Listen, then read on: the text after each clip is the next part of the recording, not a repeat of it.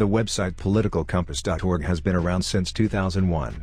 It claims to offer a test that shows where you are on a social and economic political spectrum that it defines. For a long time, this test was not taken seriously and was just regarded as a fun online quiz similar to What Pokémon Are You? And What World of Warcraft Class Are You? These types of online tests were popular in the early 2000s. It was something you might put in your forum signature for fun.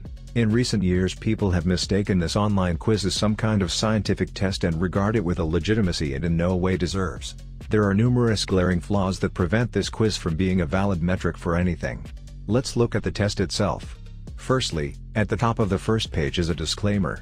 Your responses should not be overthought. Some of them are intentionally vague. Their purpose is to trigger reactions in the mind, measuring feelings and prejudices rather than detailed opinions on policy. So, the test is telling you not to think too much about the questions and to answer with your emotional reaction. Doesn't this seem rather odd?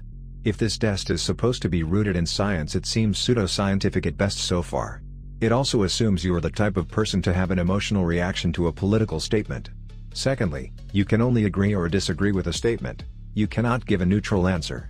This alone should disqualify the test. Out of all the questions, there are bound to be some you have a neutral stance on or do not care about in the slightest, but you cannot express this view. You can only agree or disagree. Now, let's look at the statements. Many of them are loaded questions that are bundled with a statement or presupposition that you cannot untangle from the statement. Here are some examples. Controlling inflation is more important than controlling unemployment.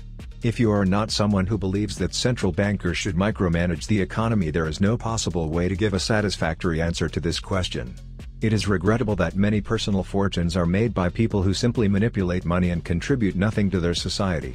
This is clearly a question where answering with agree moves you closer down the economic leftist axis. But if you take the question literally, who actually has the power to manipulate money? So this should really push you in the opposite direction. I won't go over every question because most questions are like this.